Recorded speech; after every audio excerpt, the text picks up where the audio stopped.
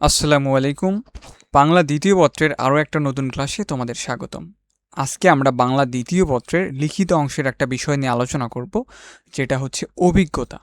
অভিজ্ঞতা কিভাবে লিখতে হয়, আর এখানে হচ্ছে তোমার একটি অভিজ্ঞতা শেখানো হবে, মানে একটা ফরম্যাট দেওয়া হচ্ছে।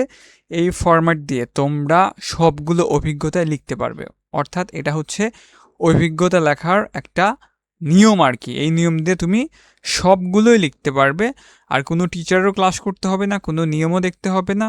এই একটা ক্লাস দেখলেই তোমার অভিজ্ঞতার উপরে 100% মানে কি অভিজ্ঞতা চলে আসবে। ঠিক আছে, তাহলে চলো আজকের ক্লাস ভিডিওটা শুরু করা যাক। তোমাদের 8 নম্বর প্রশ্নের কতে থাকবে হচ্ছে দিনলিপি এবং অভিজ্ঞতা। এখান থেকে হচ্ছে তোমার যদি পরীক্ষায় দিনলিপি দেয় তাহলে অভিজ্ঞতা দিবে না, আর যদি অভিজ্ঞতা দিয়ে দেয় তাহলে হচ্ছে দিনলিপি দিবে না আর কি।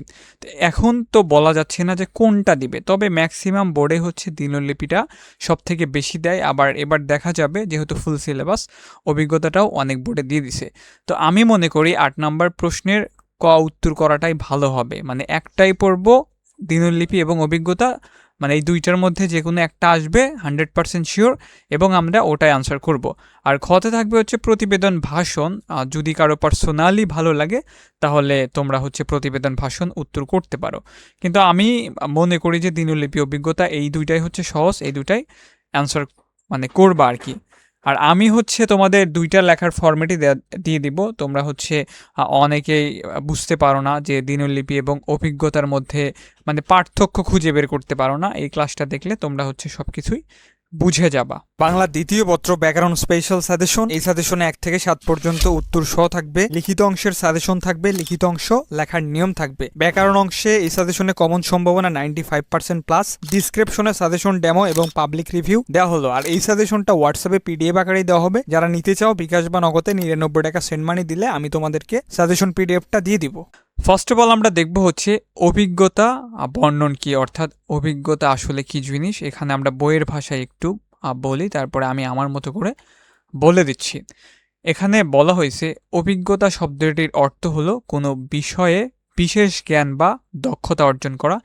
ইংরেজিতে একে এক্সপেরিয়েন্স বলে। কোনো মানুষ যখন কোনো বিষয়ে অভিজ্ঞতা লাভ করে তা অন্যের কাছে উপস্থাপন করলে তখন তাকে অভিজ্ঞতা বর্ণন বলে। আর অভিজ্ঞতা বর্ণন হচ্ছে তোমার ওই সব সময় পাস্ট সেন্সে লিখতে হবে। ধরো যে তুমি হচ্ছে কোথাও যাচ্ছ বাসে বা হচ্ছে লঞ্চে কোথাও যাচ্ছ, হঠাৎ করে তোমার সামনে একটা বাস অ্যাক্সিডেন্ট হয়ে গেল, বা লঞ্চ হচ্ছে ডুবে গেল, বা ঝড়ের কবলে পড়ে গেল, বা তুমিও পড়ে গেলা। তো এই বিষয়টাই তুমি অনেক দিন পর লিখতে বসছো, এটাই হচ্ছে তোমার অভিজ্ঞতা। আবার ধরো তুমি কোনো সুন্দর জায়গায় বেড়াতে গেলে, বা কোনো দর্শনীয় স্থানে বেড়াতে গেলে, ধরো কক্সবাজারে গেলে বা বান্দরবন গেলে, বা হচ্ছে তোমার ওই পাহাড়পুরে গেলে। তো এই যে ঘুরলা তুমি, এই ঘোরার পরে তুমি অনেক দিন পরে এই বিষয়টা কাউকে বলছো বা তুমি হচ্ছে খাতায় লিখছো, তো ওটাই হচ্ছে অভিজ্ঞতা। মানে অনেক দিনের পুরনো ঘটনা তুমি হচ্ছে শেয়ার করতেছো, ওটাই হচ্ছে অভিজ্ঞতা। আর দিনলিপিটা হচ্ছে ধরো যে তোমার সাথে সারা দিন যে ঘটনাটা ঘটে গেছে, স্মৃতিমূলক ঘটনা, ওটাই তুমি রাতে লিখতে বসছো, ওটা হচ্ছে দিনলিপি। দিনলিপি সবসময় হচ্ছে প্রেজেন্ট সেন্সে হবে, আর অভিজ্ঞতা হচ্ছে পাস্ট সেন্সে হবে। আমরা হচ্ছে কিছু নিয়ম দেখব এবার, মানে হচ্ছে কিভাবে লিখলে ভালো হবে। 1 নম্বরে বলা হয়েছে যথাসম্ভব সুসামঞ্জস্য প্রক্রিয়ায় অভিজ্ঞতা বর্ণন করতে হবে, মানে একটু সুন্দরভাবে গুছিয়ে টুছিয়ে লিখতে হবে। বিক্ষিপ্ত বিষয়গুলো সুন্দরভাবে সাজিয়ে নিতে হবে, মানে ওই তোমার মানে গোছানো লেখা আর কি, গুছিয়ে লিখতে হবে। তোমার ঘটনাটা যেন সুন্দর হয়, স্যারের চোখে যেন পড়ে, এবং সবগুলো বিষয় যেন মানে মূল বিষয়টা যেন হাইলাইটস হয় আর কি, এরকম।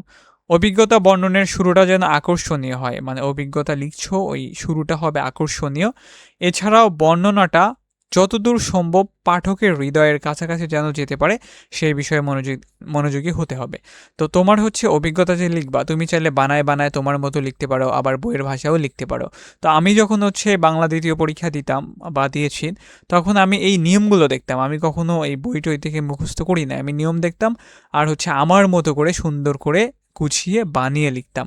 এটাই হচ্ছে সব থেকে ভালো হবে। বইয়ে পড়লা আর গিয়ে একদম বমি করে দিলা, মানে বিষয়টা কেমন না। তুমি একটু ক্রিয়েটিভ হও, তুমি তোমার মতো করে লেখো, কয়েকটা গল্প পড়ো তুমি, তারপরে লেখো, তাহলে তোমার স্যার দেখেও মজা পাবে। আর বইয়ের লেখা সবার তো একই লেখা, লেখার মধ্যে একটু ভ্যারিয়েশন আনতে হবে, তাহলে ভালো নাম্বার পাওয়া যাবে। আর যেহেতু বাংলা বানাই বানাই তো লেখা যাবে আর কি, ঠিক আছে।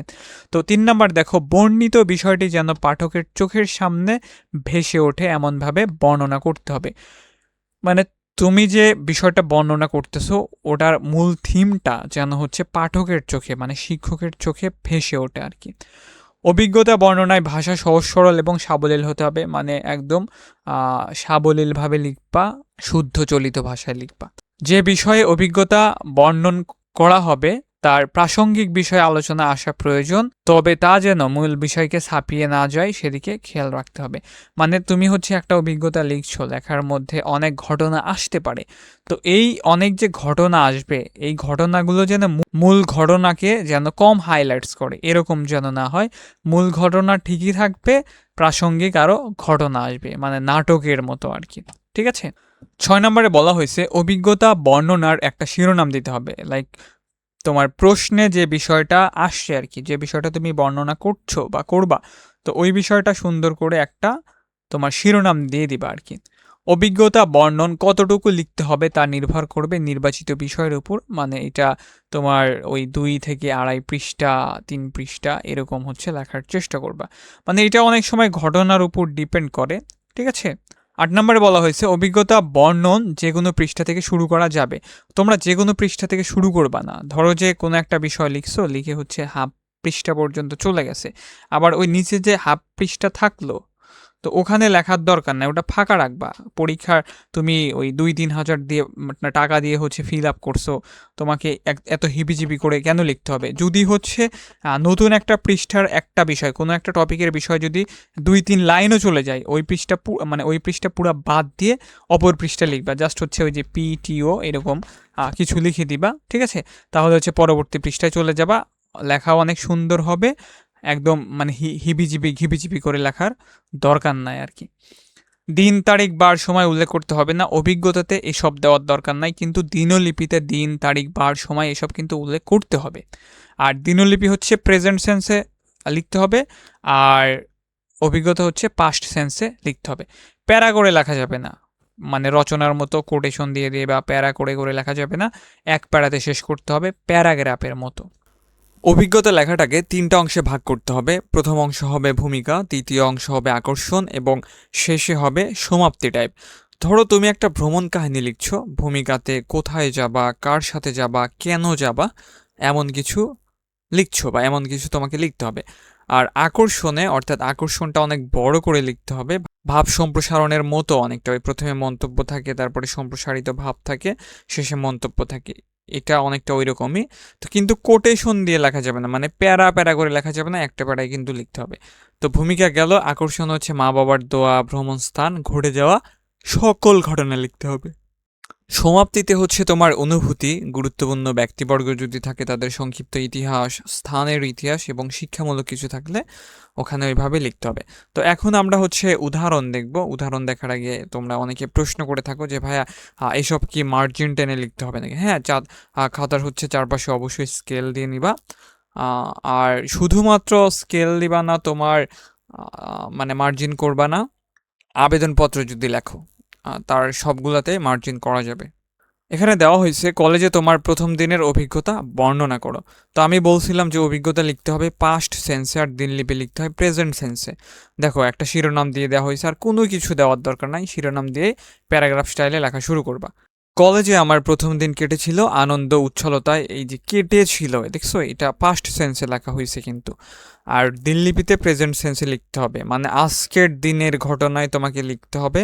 আর স্যার যেন হচ্ছে পড়ে বুঝতে পারে যে ঘটনাটা আজকে লেখা হয়েছে, এই টাইপের, মানে পাস্ট কোনো কিছু হবেই না, সবগুলো প্রেজেন্ট সেন্স হবে। আর অভিজ্ঞতাতে সবগুলো পাস্ট সেন্স হবে, মানে অনেক আগের ঘটনা তুমি বর্ণনা করছো এরকম। স্কুল জীবনের 10 বছর পার করে এসএসসি পাশ করে কলেজে ভর্তি হবার পর থেকে প্রথম দিনের ক্লাসে উপস্থিত থাকার অপেক্ষায় ছিলাম। সপ্তাহখানেক সময়ের ব্যবধানে বহু প্রতীক্ষিত সেই দিন উপস্থিত হলো। আমি আগে জেনেছিলাম ওই দিন আনুষ্ঠানিক পরিচিতি অনুষ্ঠান হবে, সঙ্গে ক্লাস রুটিন, নবীন ছাত্রদের আনুষ্ঠানিকভাবে বরণ করে নেওয়ার ঘোষণা ছাড়া বিশেষ কোনো ক্লাস হবে না, হয়েছিলও তাই। আমার স্পষ্ট মনে আছে সেদিন সকাল থেকেই কলেজে যাওয়ার প্রস্তুতি নিচ্ছিলাম। দেখছো, এই পাস্ট সেন্সে তোমাকে লিখতে হবে, কয়েকটা অভিজ্ঞতা পড়ে নিও তাহলে হয়ে যাবে। তো এই যে দেখো একদম প্যারাগ্রাফ স্টাইলে লেখা হয়েছে। দেন আরও একটা উদাহরণ দেখবো আমরা, এখানে বলা হয়েছে ময়নামতি পরিদর্শনের অভিজ্ঞতা বর্ণনা করো, বা আরও অনেক দর্শনীয় স্থান আছে ওসব নিয়েও আসতে পারে। তো তোমরা হচ্ছে এগুলো এক দুইবার রিডিং পড়ে নিলে খুব ভালোভাবে লিখতে পারবা। ওই যে প্রথমে একটা শিরোনাম দেওয়া হয়েছে ময়নামতি পরিদর্শন, ওকে। তো দেখো তারপরে লেখা হয়েছে, আর যেটা বলছি যে অভিজ্ঞতা লিখতে হবে পাস্ট সেন্সে। কর্মচাঞ্চল্যের নাগপাশে আবদ্ধ জীবনটা কেমন যেন রোবটে পরিণত হতে চলেছে। আমার ভ্রমণ পাগল মনটা কিছুদিন ধরে বিদ্রোহ ঘোষণা করছে। ত্বরিত সিদ্ধান্তে বেরিয়ে পড়লাম ময়নামতির উদ্দেশ্যে। বাংলাদেশের প্রত্নতাত্ত্বিক নিদর্শনসমূহের মধ্যে কুমিল্লার ময়নামতি অন্যতম। গত শুক্রবার সায়দাবাদ থেকে কুমিল্লাগামী একটা বাসে যখন চড়ে বসলাম তখন সকাল 8টা। 2 ঘন্টার মধ্যে কুমিল্লা শহরে পৌঁছালাম। সেখান থেকে অটোরিকশায় চড়ে ময়নামতি যখন পৌঁছালাম তখন বেলা প্রায় 11টা। তো তোমরা একটা কাজ করতে পারো, এসব নিয়ে না পড়েও তোমরা ব্লগ দেখতে পারো, ময়নামতি পরিদর্শনের ব্লগ, সাজেক পরিদর্শনের ব্লগ, মহস্থান পরিদর্শনের ব্লগ। দেখবা যে একদম অনেক সুন্দর করে তারা ভ্রমণ কাহিনী তুলে ধরছে। দেন হচ্ছে ওই ভ্রমণ নিয়ে, মানে ওই দর্শনীয় স্থান নিয়ে কী কী ইতিহাস আছে, কীরকম দেখতে, মানে বিস্তারিত তুলে ধরছে। তুমি যত বড় করে লিখতে পারো, তুমি হচ্ছে 2 পৃষ্ঠা 3 পৃষ্ঠা যা লিখলা সমস্যা নাই, কিন্তু লেখার যেন সুন্দর হয়। ভ্রমণ কাহিনীটা একটু গুছিয়ে লেখা হয়, যেখানে যেভাবে লিখছে দেখো একদম শুরু থেকে শেষ পর্যন্ত সুন্দর করে লিখছে। আবার শেষের দিকে দেখো এখানে বলা হয়েছে তোমার অনেক মূর্তি ছিল ওখানে, মানে অনেক পুরনো ইতিহাস ছিল।